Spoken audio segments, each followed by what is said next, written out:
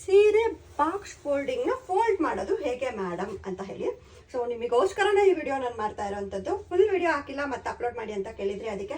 So ಈಗ ನಾನು ಇದನ್ನು ಆಲ್ಮೋಸ್ಟ್ ಎಲ್ಲ ರೆಡಿ ಮಾಡಿ ಪಿನ್ ಎಲ್ಲ ಹಾಕಿ ರೆಡಿ ಇಟ್ಕೊಂಡಿದ್ದೀನಿ ಆಲ್ರೆಡಿ. ಸೊ ಇದನ್ನು ಫೋಲ್ಡ್ ಮಾಡೋದು ಹೇಗೆ ಅನ್ನೋದನ್ನು ನಾನು ನಿಮಗೆ ತೋರಿಸ್ತಾ ಇದ್ದೀನಿ.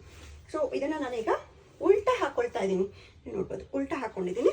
ಉಲ್ಟಾ ಹಾಕ್ಕೊಂಡು ಸೀರೆನ ಇಲ್ಲೂ ಕೂಡ ಪಿನ್ ಆಗಿ ರೆಡಿ ಇದೆ. ಇದನ್ನು ಫೋಲ್ಡ್ ಮಾಡೋದು ಹೇಗೆ ಅನ್ನೋದನ್ನು ತೋರಿಸ್ತೀನಿ. ಸೊ ಇದನ್ನು ಕೂಡ ಉಲ್ಟಾನೇ ಹಾಕ್ಕೊಂಡಿದ್ದೀನಿ.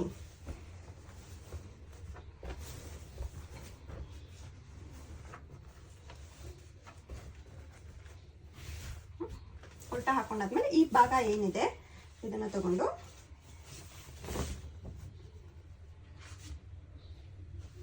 ನಮ್ಮ ಬಾಕ್ಸ್ ಎಷ್ಟಕ್ಕೆ ಬೇಕು ಒಂದು ಬಾಕ್ಸ್ ಮೆಜರ್ಮೆಂಟ್ಗೆ ಫೋಲ್ಡ್ ಮಾಡ್ಕೊಳ್ಳೋದು.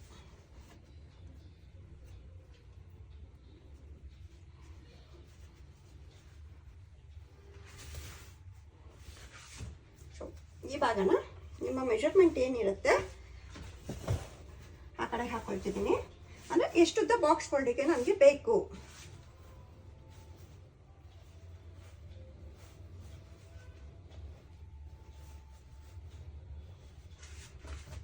ಬಾಕ್ಸ್ ಫೋಲ್ಡ್ 1 ಇಂಚ್ ಅಂದ್ಕೊಳ್ಳಿ, ಇಷ್ಟುದ್ದ.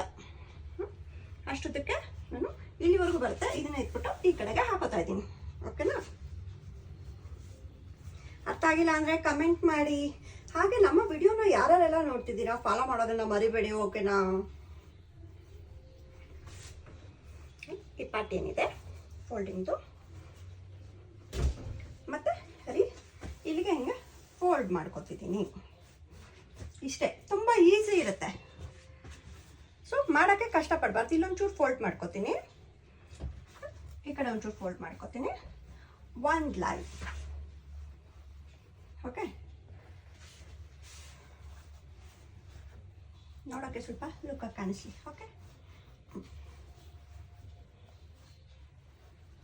ಇದು ಯಾವಾಗಲೂ ಮಿಡಲಲ್ಲಿ ಬರಲಿ.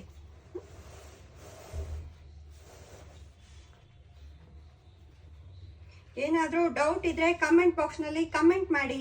ಇನ್ನೂ ಏನಾದರೂ ಸೀರೆ ಬಗ್ಗೆ ಹೆಚ್ಚಿನ ಮಾಹಿತಿ ಏನಾದರೂ ಬೇಕು ಅನ್ನೋದಾದ್ರೆ ಕಮೆಂಟ್ ಮಾಡಿ, ಕಾಲ್ ಮಾಡಿ ಕೂಡ ಇನ್ಫಾರ್ಮೇಷನ್ ತಗೋಬೋದು ನೀವು. ಇದನ್ನು ಫೋಲ್ಡ್ ಮಾಡಿ ಬಾಕ್ಸಲ್ಲಿ ಹಾಕ್ತೀನಿ ಅನ್ನೋದಾದರೆ ಈ ರೀತಿನಲ್ಲೂ ಕೂಡ ಫೋಲ್ಡ್ ಮಾಡ್ಕೋಬೋದು. ಸೊ ನೋಡಲಿಕ್ಕೆ ಪರ್ಫೆಕ್ಟಾಗಿ ಕಾಣುತ್ತೆ. ಆಗ ಇದನ್ನು ಕವರ್ಗೆ ಹಾಕ್ಕೊಂಡ್ರೆ ಮುಗೀತು ಬಾಕ್ಸ್ ಫೋಲ್ಡಿಂಗ್ ಕೆಲಸ. Okay, thank you, love you all.